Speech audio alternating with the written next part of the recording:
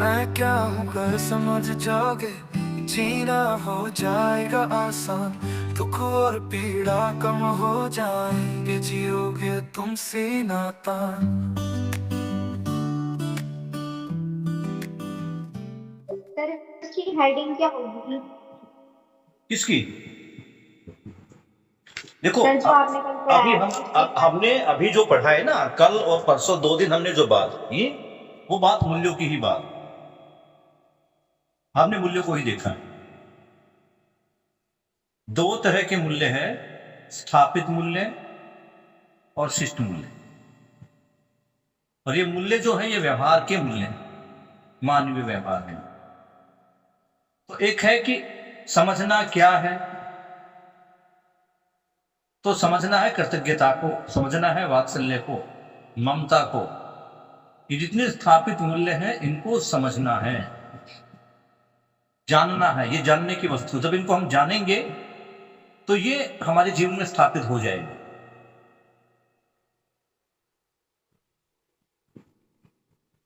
स्थापित कहां पर कैसे हो रही, इसको भी देखें।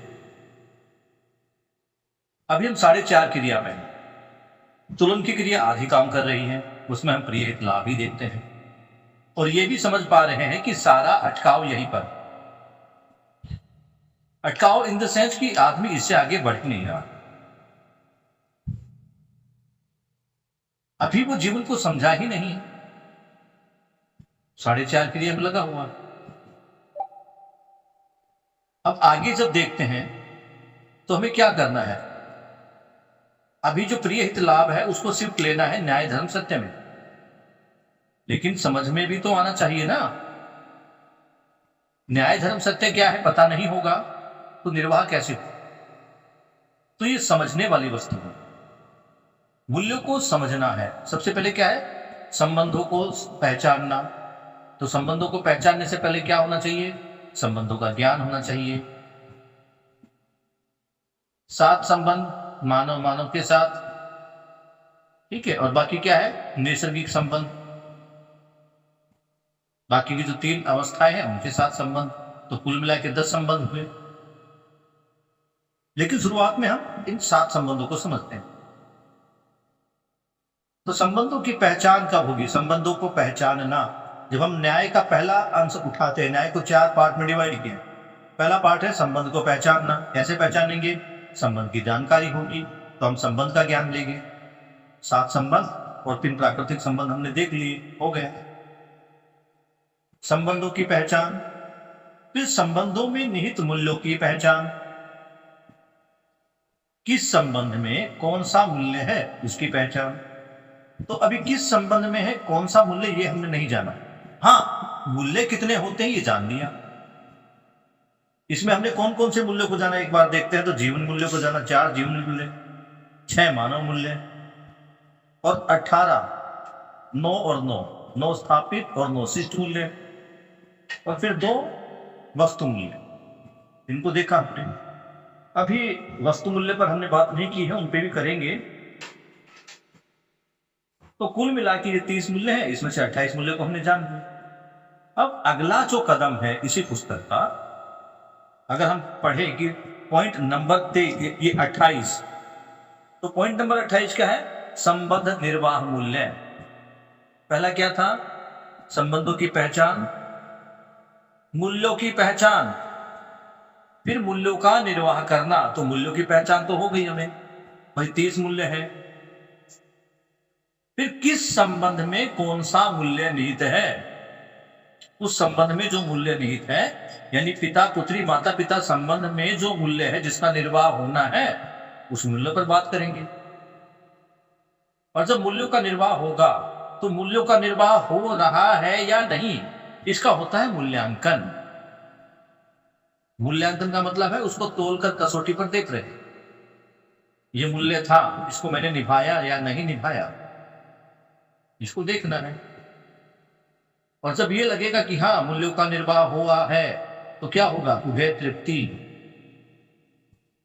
उभय तृप्ति का मतलब है दोनों पक्ष संतुष्ट है, खुश है। उभय तृप्ति होती परस्परता में एक दूसरे के साथ। इतना क्लियर हो रहा है न्याय की परिभाषा। न्याय। सर हाँ बोलो। एक बार ना सेकंड में आएगा, एक बार फिफ्थ में बताना। किसको? न्याय को?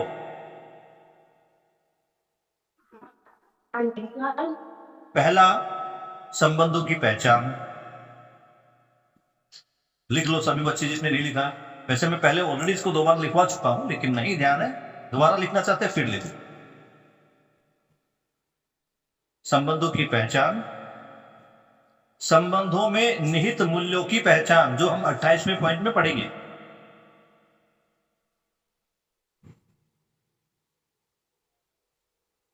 फिर संबंधों का निर्वाह करना। निर्वाह करना यहां पर मूल्यांकन होगा, निर्वाह हो रहा है या नहीं। और ये कब पता लगेगा कि निर्वाह हो रहा है या नहीं? ये तब पता लगेगा जब हम पॉइंट नंबर 28 को पढ़ेंगे और यहां ये क्लियर हो जाएगा कि किस संबंध में किस मूल्य का निर्वाह होना है। हम उसी संबंध में उस मूल्य को जांच कर देख लेंगे हो रहा है या नहीं। और फिर अगला है 9 इसका न्याय का चौथा पॉइंट, वो है उभय तृप्ति। 4 पॉइंट हो गए क्लियर।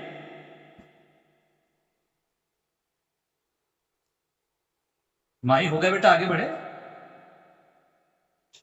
हाँ ठीक है, अब हम संबंधों की रेल बनाते हैं। कौन से संबंध? हम लेंगे पहले स्थापित मूल्य, जो सॉरी मैं संबंध बोल गया, हम मूल्यों की रेल बनाएंगे। मूल्यों को एक के बाद, जैसे 1 2 3 4 5 6 7 8 9 ऐसे काउंटिंग होती ना, अब एक एक करके मूल्यों को समझेंगे। तो इसमें क्या करेंगे रेल में, इसको देखते हैं अभी। तो यहां पर 2 चीजें होती हैं, एक साम्य, जैसे जब हम अस्तित्व की बात करते हैं तो अस्तित्व में जो ऊर्जा है वो साम्य ऊर्जा है। साम्य ऊर्जा का मतलब ऐसी ऊर्जा जो सबको समान रूप से प्राप्त है, किसी को कम या ज्यादा नहीं। क्या हुआ? लाइट जल गई थी ना?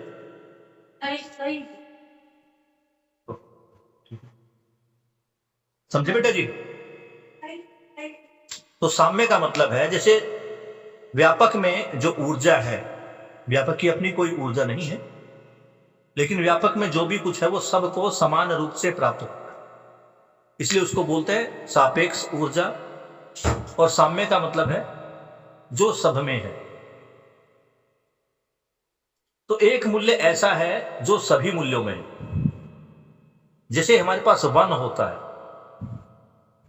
1 इंडिविजुअल तो है, लेकिन 2 में भी 1 शामिल है, 3 में भी ये 1 शामिल है, इस 4 में भी ये 1 शामिल है, और 5 में भी ये 1 शामिल है। अब चाहे हम 100 तक काउंटिंग कर दे, करोड़ तक काउंटिंग, मिलियंस बिलियन तक काउंटिंग कर दे, ये 1 तो रहेगा। समझ पाए? Yes sir. तो जिस प्रकार काउंटिंग में 1 शामिल रहता है तो 1 को हम साम्य बोलते हैं। इसी प्रकार जो समान मूल्य है ये साम्य मूल्य है। क्लियर है? जो भी मूल्य है, स्नेह, स्नेह में विश्वास शामिल ही है, कृतज्ञता, कृतज्ञता में विश्वास शामिल ही है। कोई भी मूल्य उठाओ, 9 शिष्ट मूल्यों में, 9 ये स्थापित मूल्य में कोई भी मूल्य उठाओ, उसमें ये जो विश्वास है ये तो होना ही है। ठीक है, बेस हो गया, आधार। इसको साम्य बोल ले, आधार बोल ले, हम इसको ऐसा आधार ही लेके चलते हैं अभी, साम्य लेके चलते हैं, एक ही बात। फिर एक होता पूर्ण मूल्य। पूर्ण मूल्य का मतलब है ये अपने आप में कंप्लीट मूल्य है। जैसे विश्वास हर मूल्य में समाया था, इसी प्रकार इस पूर्ण मूल्य में सारे मूल्य समाहित हैं। जब हम इसको बोलते थे इसका मतलब इसके अंदर सारे मूल्य आ गए। तो पूर्ण मूल्य कौन सा है, लिख लो आप अभी। जो 9 हमने स्थापित मूल्य लिखे, इसमें पहला है साम्य मूल्य। तो साम्य मूल्य बराबर विश्वास। जैसे हम कहते ना कण कण में भगवान, तो मूल्य मूल्य में विश्वास, हर मूल्य में विश्वास। और फिर हम क्या बोलते हैं, पूर्ण है अपने आप में, ये पूरा कंप्लीट है, इसको घटाया या बढ़ाया नहीं जा सकता। तो यानी इसी में सब कुछ, कण कण में व्यापक और व्यापक में कण कण, ये समझ रहे थे ना, इसको वही से कनेक्ट कर रहे हैं अभी।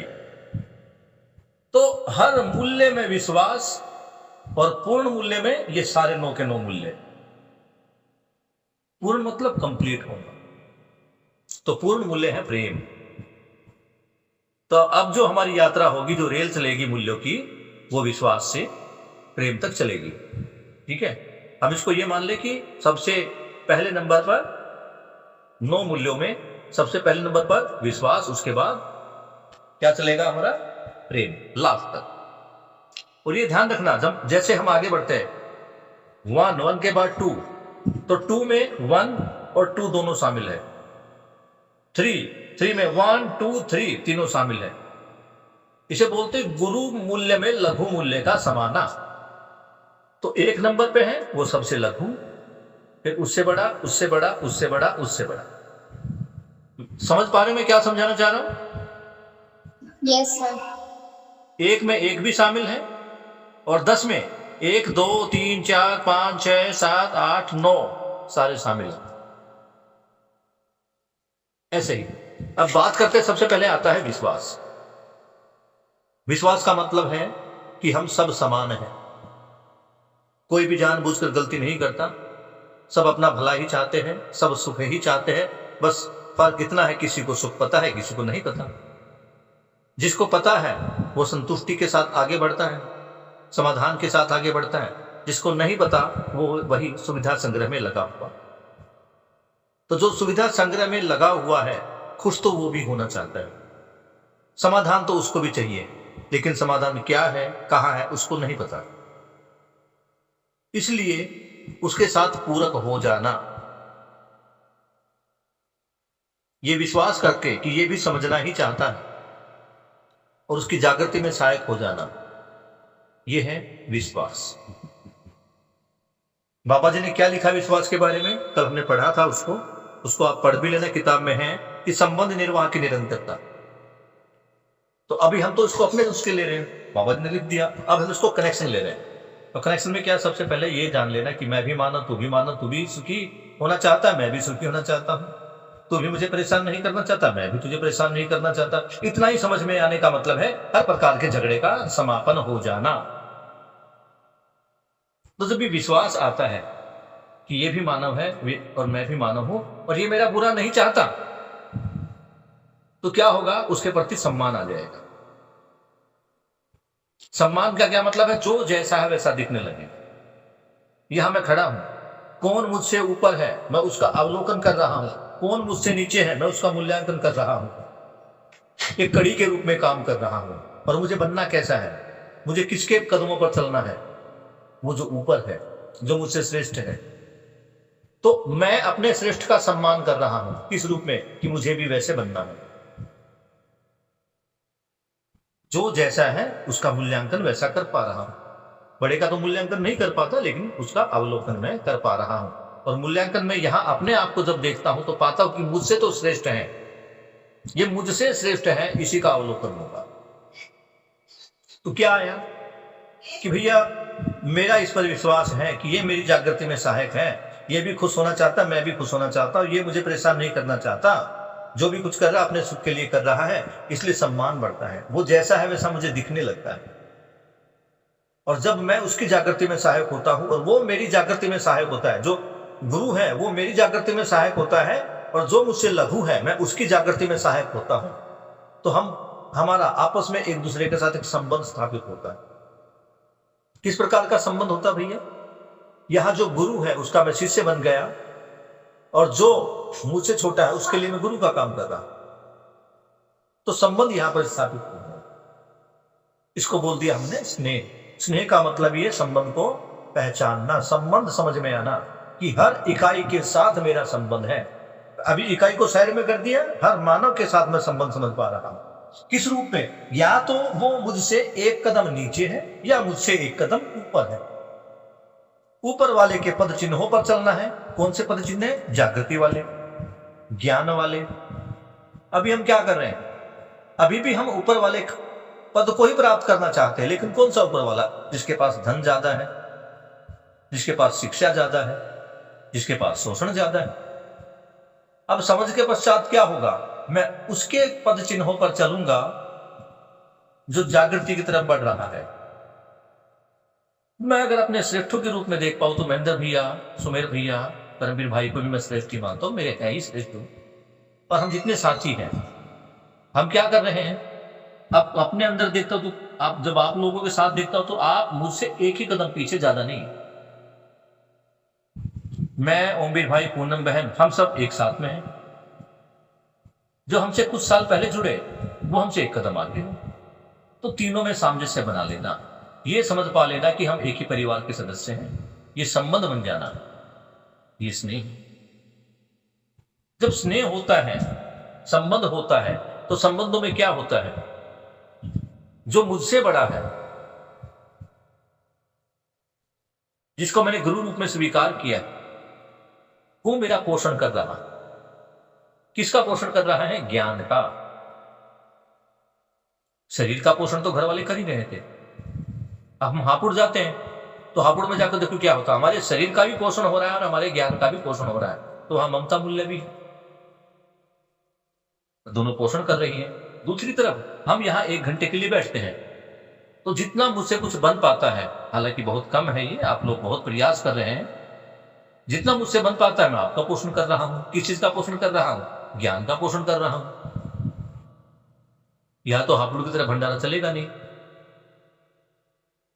और कई बार आप भी मेरा पोषण करते हैं, जैसे मैं माही के घर पे गया तो माही ने मुझे चाय पिलाई, तो वहां मेरा पोषण भी हो रहा है। ये पोषण कब हो रहा है?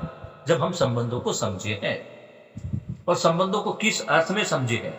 जागृति के अर्थ में, एक दूसरे के पोषण के अर्थ में। अभी भ्रमित अवस्थाओं में हम क्या समझ रहे हैं? भ्रमित अवस्थाओं में हम संबंधों को समझ रहे हैं शोषण की दृष्टि से, कि सामने वाले से ज्यादा लाभ कैसे कमाया जाए। और जागृत अवस्था में क्या हो रहा है? हम पोषण के अर्थ में एक दूसरे के संबंधों को समझ पा रहे हैं। तो ममता मूल्य यह गुरु शिष्य के रूप में भी मुझे प्राप्त हो रहा है। वात्सल्य भी प्राप्त हो रहा है कि जो गुरु मुझे ज्ञान दे रहा है, वो मुझे कहता पढ़ो, अध्ययन करो, पठन करो, ऑडियो सुनो, वीडियो सुनो, कुछ भी करो। वो चाहता है कि मेरा संरक्षण भी हो। किसका संरक्षण? मेरे ज्ञान का संरक्षण। ज्ञान का संरक्षण कब होगा? जब ज्ञान मुझ में समा जाएगा, मैं उसको समझकर उसके अनुसार जब क्रिया करने लगूंगा तो क्या होगा? ज्ञान का संवर्धन होगा। और ये ज्ञान को बचाए रखना है किसके लिए? अगली पीढ़ी के लिए। ये भी हो रहा है। मुझे ज्ञान क्यों मिल रहा है? ताकि मैं इसे अगली पीढ़ी तक पहुंचा पाऊं। तुम्हें क्यों मिल रहा है? ताकि तुम भी इसे अपनी अगली पीढ़ी तक लेके जाओ, तभी तो परंपरा बनेगी। जिस प्रकार धर्म की परंपरा बनी हुई है, उसी प्रकार ज्ञान की भी परंपरा बनेगी। ईश्वर है, होना है, इसके बिना जागृति संभव ही नहीं। और जागृति बाबा जी कहते निश्चित है। जो अस्तित्व है वो स्थिर है, और उस स्थिर अस्तित्व में जागृति निश्चित है। ये डन तो होगा तो पक्का। और हमने तो ठान लिया भैया, आप लोगों के सहयोग से और जितने हमारे श्रेष्ठ भाई बहन हैं, हमें इसी जन्म में करके जाना है। पता नहीं आगे क्या होगा क्या नहीं होगा, अभी ये छोड़ देते कि आगे जाना है। तो यहाँ क्या देखा हमने? ममता और वात्सल्य समझ में आया। शरीर का पोषण भी हो रहा है। यहां तक एक बार फिर से रिवीजन लेते हैं। सम्मान को समझो, सॉरी विश्वास को देखा, ये सब मेरे भले के लिए है, तो उनके प्रति सम्मान जागा। सम्मान जागा तो उनसे स्नेह के रूप में संबंध स्थापित हुआ। जब संबंध स्थापित हुआ तो मैं देख पा रहा हूं कि वो मेरा मुझ में ममता का भी प्रसार कर रहे हैं और मुझे वात्सल्य का भी प्रसार कर रहे हैं।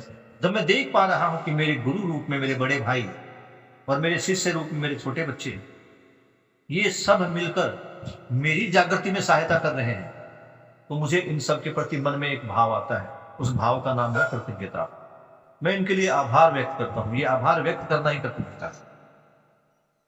और जैसे ही कृतज्ञता का भाव मेरे मन में आता है, मुझे लगता है कि यस, ये वो लोग हैं जो मुझे जागृति तक लेके जा रहे हैं और मेरी जागृति को सुनिश्चित कर रहे हैं।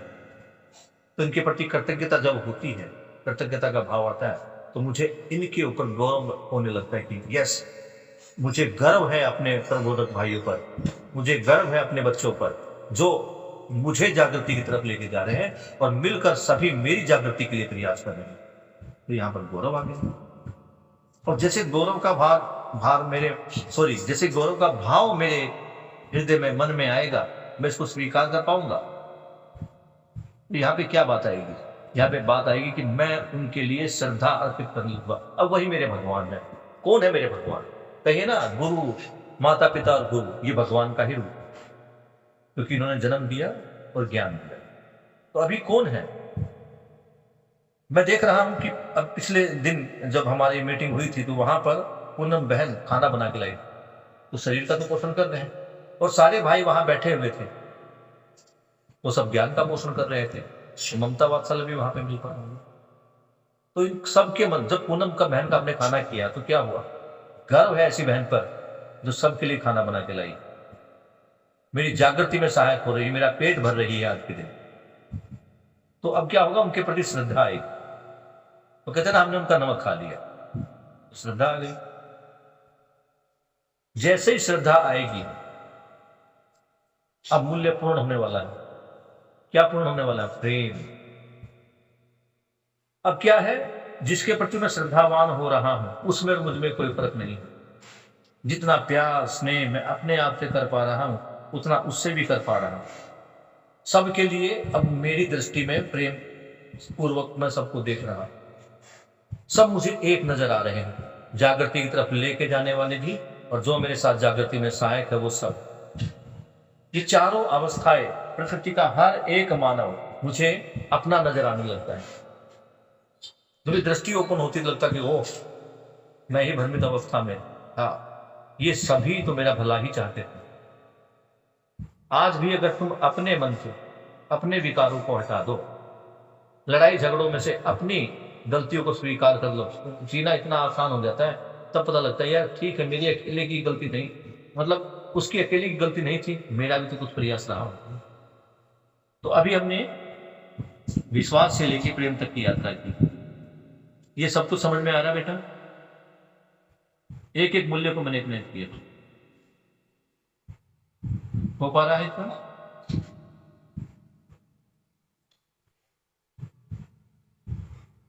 किसी को डाउट है? पूछ सकता है। विश्वास आया, विश्वास से सम्मान आया, सम्मान से स्नेह आया, स्नेह से ममता, वात्सल्य, कृतज्ञता, कृतज्ञता के बाद गौरव, श्रद्धा और प्रेम। कौन बोल रहा है?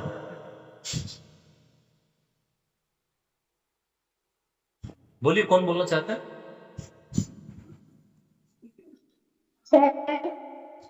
हाँ माही बोलो।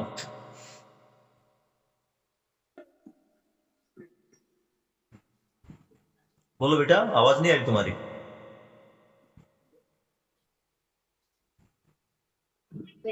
सर मैं बोलूंगी तो 8 ही हो ना टोटल? हैं? 8 कैसे हुए?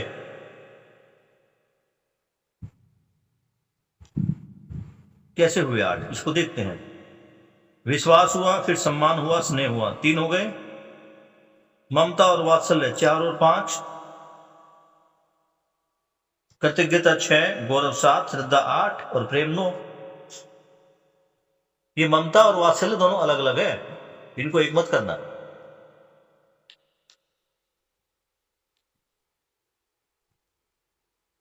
पुस्तक तुम्हारे पास है या नहीं है माही? किताब है? है सर। उसमें देखो। अच्छा ठीक है। बाबा जी ने जो कर्म दिया वही कर्म सही है। मैंने आपको समझाने के लिए इसको थोड़ा सा पिरोया। क्लियर है? आगे बढ़ते हैं। संबंध निर्वाह मूल्य। अभी ये तो हम समझ चुके हैं कि हर संबंध में विश्वास मूल मूल्य या साम्य मूल्य। तो 7 संबंध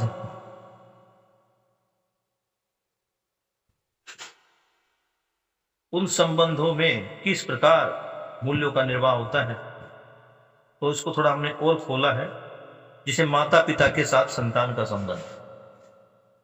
इस संबंध को हम दो तरह से देखते हैं, माता पिता के साथ संतान का संबंध और संतान के साथ माता पिता का संबंध। तो पहले हम क्या देख रहे हैं, माता पिता के साथ संतान का संबंध, संतान की नजरों में माता पिता का।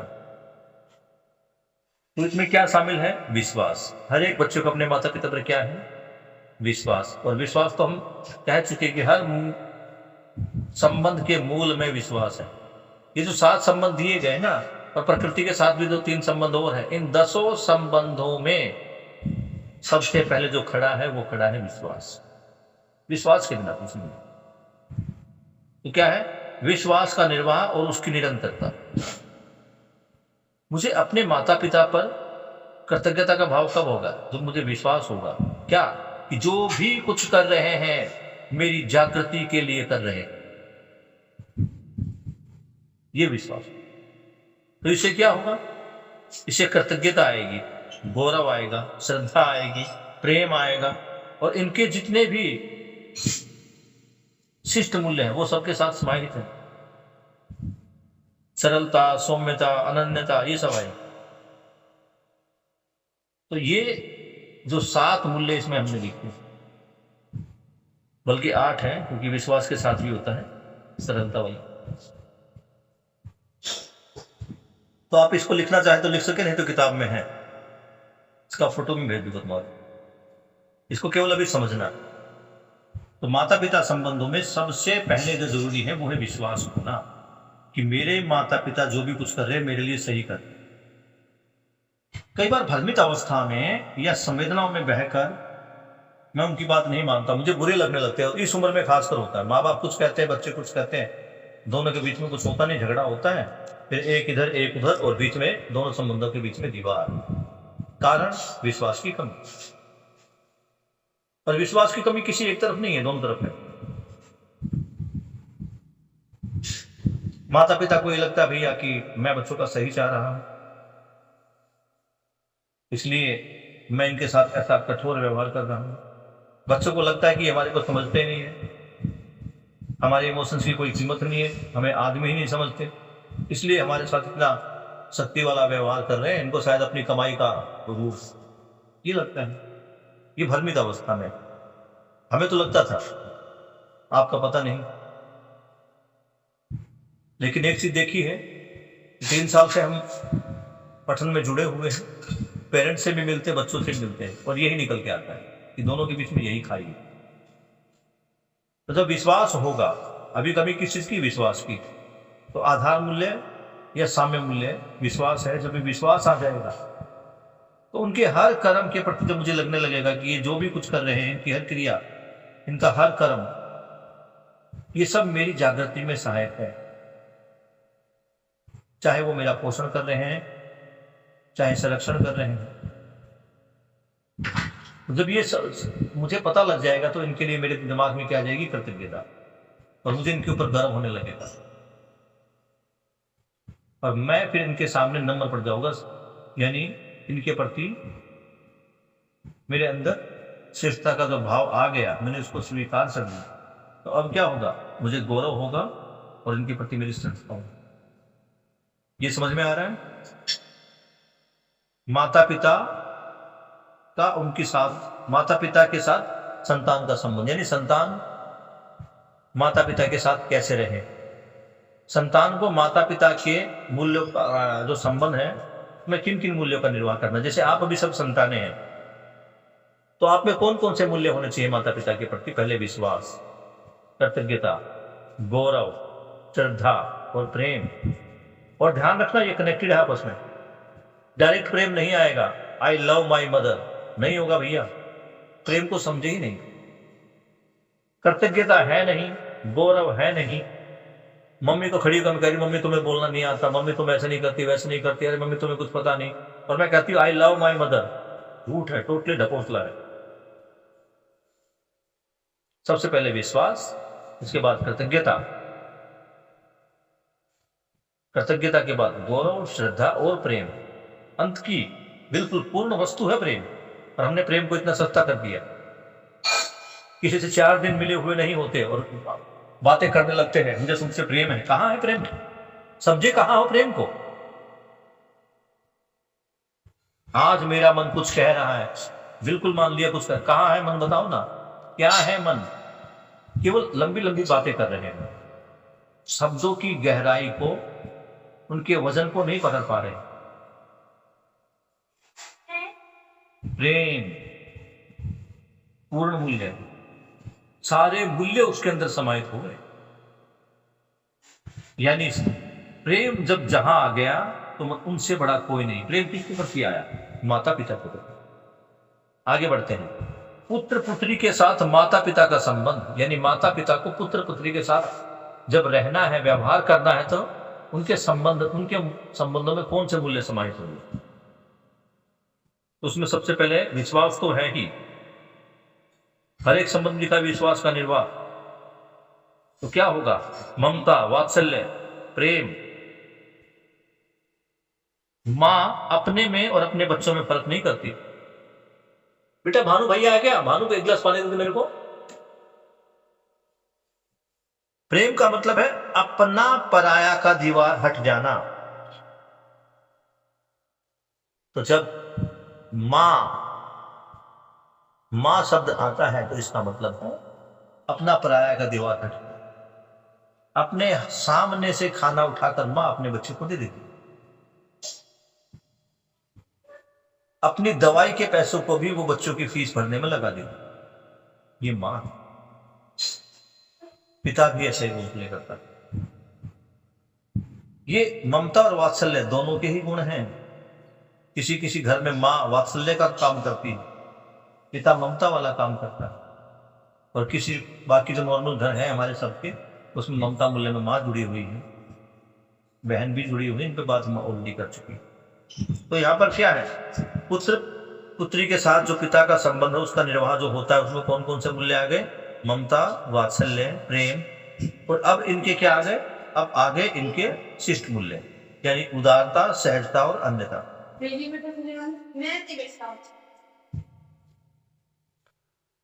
जाओ बेटा जी, बाय।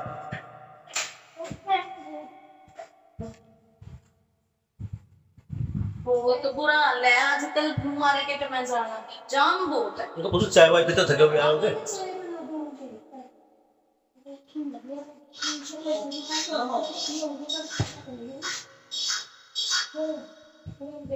आगे बढ़ते बेटा। अब क्या है?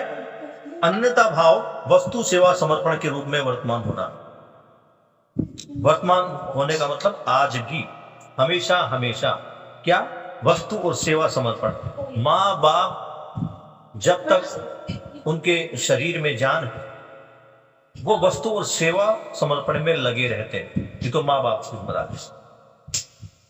बुढ़ापे में जब हमारे बच्चे ही मम्मी पापा के समान हो जाते हैं और हमारा बच्चों की तरह ध्यान रखते हैं, तो निरंतरता किस रूप में आ गई? सेवा भाव में। वो वस्तु और सेवा की जो निरंतरता है, उनकी उपलब्धि, उनका समर्पण, वो निरंतर चलते रहता है। कभी मैं पिता रूप में, कभी कल को मेरा पुत्र ही मेरे पिता रूप में होगा, क्योंकि मुझे ज्ञान भी देगा। आज जो नई कंप्यूटर एजुकेशन आई है, कौन समझाएगा भैया मुझे? मैं तो पुराने जमाने का पढ़ा हूँ, ये मेरे बच्चे ही करवा रहे हैं। वे व्हाट्सएप, गूगल की कई फीचर्स मुझे मेरे बच्चे बताते हैं, हालांकि मैं खुद डिग्री डिप्लोमा मेरे पास कंप्यूटर में भी है, लेकिन कुछ बहुत सारी चीजें हैं जो मुझे बताते हैं। तो इसमें क्या है? वस्तु और सेवा का समर्पण नित्य वर्तमानित हो रहा है, यानी मैं अभी कुछ इनको समर्पित कर रहा हूं, ये मुझे कुछ समर्पित करते हैं, और ये समर्पण का जो भाव है निरंतर चलेगा। निरंतरता का ही मतलब है नित्य वर्तमानित होना। अब भाई बहन संबंध में विश्वास निर्वाह की निरंतरता। अब विश्वास तो भाई पे आ गया। जो भाई बहन का संबंध है, इस संबंध के मूल में भी अगर देखें तो क्या है? विश्वास ही। और फिर आगे क्या है? भाई बहन में भी जब विश्वास हुआ तो विश्वास के साथ सम्मान में होगा, और मुझे अपने भाई बहनों पर गर्व होगा। क्यों? क्योंकि मुझे जागृति की तरफ ले जाने में या मेरी जागृति में सहायक हो रहे। लेकिन कब? यही ये भी देखना, मेरे भाई बहन मेरी जागृति में सहायक कब हो रहे हैं। जब वो खुद जागृति की अवस्था की तरफ बढ़ रहे हैं। बड़ा भाई है तो मुझसे जागृति के कर्म में कुछ आगे होगा। अभी ये नहीं है, अभी तो मेरा भाई मुझसे ज्यादा भ्रमित है, मम्मी पापा उनसे भी ज्यादा भ्रमित है, और वो सब मिलकर मुझे भ्रमित बना रहे हैं। क्या? एक ही टारगेट, केवल पैसा कमाना, पैसा कमाना, पैसा कमाना, इतना ही। पैसा हम भी कमाएंगे, खूब कमाएंगे, सुविधा संग्रह का हम भी, सुविधाओं का और वस्तुओं का उपयोग हम भी करेंगे, लेकिन फर्क क्या हो जाएगा? हमारे यहाँ पर बेफजूल का संग्रह नहीं होगा, वस्तु सुविधा। हम आवश्यकता के अनुसार वस्तुओं को समझकर जिएंगे, ना समझी में ये सब हो रहा है, ये नहीं होगा। तो भाई बहन के बीच में सबसे पहले क्या आया? विश्वास। विश्वास के बाद क्या आया? सम्मान। स्नेह तो इनके बीच में है क्योंकि ऑलरेडी संबंध में है। तो संबंध, जो दोनों को मैंने संबंध को समझा, अभी इन दोनों के बीच में संबंध तो है, संबंध है तो स्नेह है। स्नेह को अलग से लिखने की जरूरत नहीं है, क्योंकि जहां जहां संबंध है वहां स्नेह है। अब माता पिता के बीच में, या जो पिता पुत्र और माता पिता के बीच में संबंध आया था, वहां भी स्नेह का जिक्र नहीं आया था। क्यों? क्योंकि वो तो ऑलरेडी संबंध में है, ब्लड रिलेशन उनके बीच में। अब यहाँ पे क्या आ गया भैया? मुझे गौरव हो रहा है, मैं कृतज्ञ हूं अपने भाई बहन के प्रति। बड़े भाई के लिए इसलिए कृतज्ञ हूं क्योंकि वो मेरा पथ प्रदर्शन कर रहे हैं। छोटे भाई के लिए इसलिए कृतज्ञ क्योंकि मेरी बातें मान रहा है। आजकल बातें मानता कौन है? तो कृतज्ञता छोटे भाइयों के प्रति भी है, बड़े भाइयों के प्रति भी है, सबके प्रति कृतज्ञता का भाव। क्यों? क्योंकि मेरी जागृति में सहायक हो रहे हैं। अगला क्या है? प्रेम। अब भाई बहन में प्रेम तो है ही। प्रेम का मतलब है तेरे मेरे में कोई फर्क नहीं, हम एक ही हैं, दो जिसमें एक जान। हालांकि पति पत्नी संबंध में भी कहा गया, लेकिन प्रेम का मतलब ही ये है कि तुझ में और मुझ में कोई फर्क नहीं, दोनों एक ही, ये प्रेम। तो अब क्या हो गए?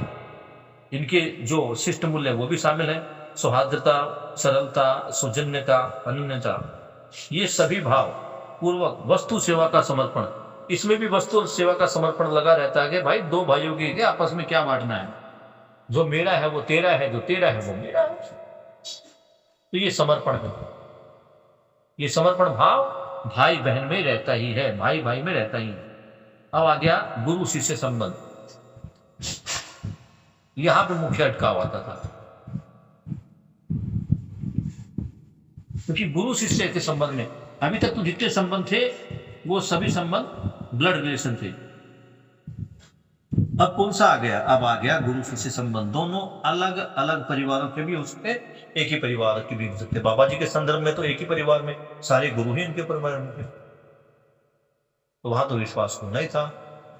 अब सामने वाले पर मैं विश्वास कैसे करूं, जो मुझे ज्ञान दे रहा है? तो सबसे पहले ये देखना पड़ेगा, अभी भ्रमित अवस्था से जब हम जागृति की तरफ जा रहे हैं तब की बात। जब सब जागृति में ही आ जाएंगे तो ये भ्रम भी समाप्त हो जाएगा। वहां विश्वास उनमें गौण हो जाएगा, उसमें हो जाएगा। तो यहाँ पे गुरु शिष्य के साथ विश्वास निर्वाह की निरंतरता कैसे होगी? जब उसमें क्या होगा? पहले क्या था? माता पिता में वात्सल्य, ममता, उसके बाद प्रेम आता था। लेकिन गुरु में क्या है? गुरु में सबसे पहला भाव ही प्रेम है। जैसे माता पिता में हम बोलते हैं ना भैया, गुरु जो हो माता पिता से भी बड़ा होता है। अभी इस बात को देख सकते हैं। माता पिता में पहले क्या था? अगर हम माता पिता के संबंध को देख रहे थे तो वहां पर क्या आ रहा था? पहले वहां पे जब इसकी बात थी तो ममता और वात्सल्य पहले आ रहा, उसके बाद प्रेम आ रहा था। यानी शरीर का और जीवन का पोषण और उसका सर्षण और फिर प्रेम। यह सबसे पहले क्या आ रहा है? सबसे पहले आ रहा प्रेम। यानी कि जिनको मैं शिक्षा दे रहा हूं वो मेरा ही अंश है, उनमें और मुझ में कोई भिन्नता नहीं। कल मैं शिष्य था, आज वो शिष्य है, हम दोनों समान ही हैं।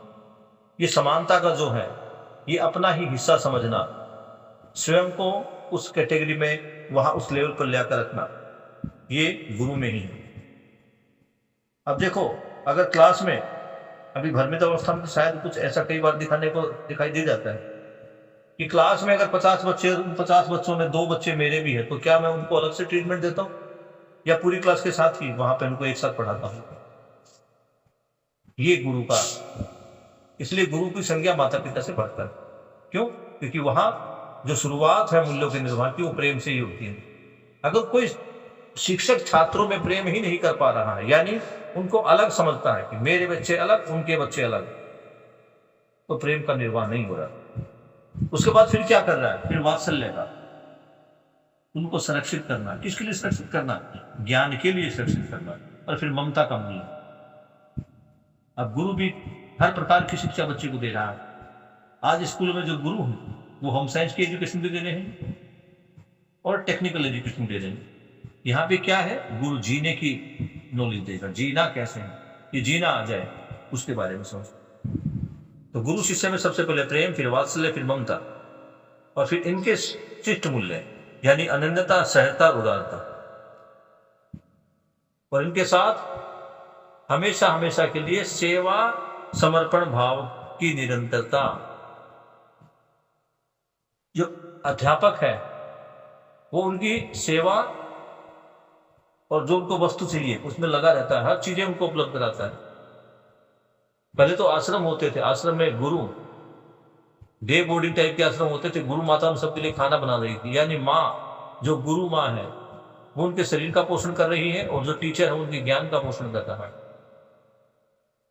और वहां अपने बच्चों में दूसरे बच्चों में कोई फर्क नहीं समझा जाता। क्लियर है यहां पर? अगला हमारे पास है शिष्य गुरु के साथ। पहले था गुरु शिष्य के साथ किन मूल्य को निभाएगा, अब उल्टा हो गया। शिष्य गुरु के प्रति किन मूल्यों का निर्वाह करेगा? तो सबसे पहले क्या आ रहा है? इसमें भी विश्वास की बात आई। तो यहां शिष्य को भी ये होना जरूरी कि ये जो मेरे सामने बैठा है, जिसको गुरु गुरु सब बोल रहे हैं, ये वास्तव में गुरु है। क्यों? क्योंकि मुझे जागृति की तरफ लेके जा रहा है। ये विश्वास होगा तभी तभी बच्चे के मन में टीचर के प्रति कृतज्ञता, आदर, सम्मान आएगा। आज क्यों नहीं आ रहा? आज इसलिए नहीं आ रहा है कि कल एग्जाम है और टीचर का सिलेबस पूरा नहीं हुआ, इसलिए नहीं आ रहा। क्योंकि बच्चों के एग्जाम होने वाले हैं और टीचर छुट्टी करके बैठे हैं, घूमने गए। इसको देखना। तो शिष्य गुरु के साथ किस प्रकार का और किन किन मूल्यों का निर्वाह करेगा? सबसे पहले गौरव। विश्वास तो हो गया, तो सबसे पहले क्या आएगा? गौरव होगा अपने गुरु पर, कि मुझे गर्व है इस इंसान पर जो प्रेम भाव के साथ मेरे साथ जी रहा। अगर कोई मुझ पर प्रेम बरसा रहा है, प्रेम का संबंध मेरे साथ स्थापित कर रहा है, तो ऑटोमेटिकली मुझे उसके ऊपर गर्व होगी, तो कृतज्ञता आएगी, मैं उनके प्रति कृतज्ञ हो जाऊंगा। फिर क्या होगा? सम्मान, प्रेम का भाव, सरलता, सौजन्यता, सहजता, अनन्यता। यानी पहले जो स्थापित मूल्य कौन कौन से आए? गौरव आया, गुरु के प्रति श्रद्धा भी आएगी यहाँ पे, इसमें अभी नहीं दिया गया है। फिर कृतज्ञता, सम्मान और प्रेम, ये सब। आगे अब एक नया संबंध आ रहा है, पति पत्नी संबंध। वैसे आज अगर हम 5 पर ही चर्चा करें तो बढ़िया रहेगा, पर इसको हम आगे बढ़ा सकते हैं। अभी समय भी केवल 5 मिनट बचा है। 5 मिनट में अगर आपका कोई सवाल तो उसको हम ले लेते हैं। आज हमने पेज नंबर 24 से शुरू किया था, लेकिन ये शुरू करने से पहले हमने मूल्यों पर एक चर्चा की। कल मैं आपसे मूल्यों पर चर्चा करूंगा, आपसे पूछूंगा कि कौन से मूल्य का क्या अर्थ है। थोड़ी सी तैयारी कर ली। कौन कौन तैयारी के लिए थोड़ा वो तैयार है? कल कौन कौन क्वेश्चन आंसर सेशन के लिए तैयार है? आप खड़े करो। शानवी और माही,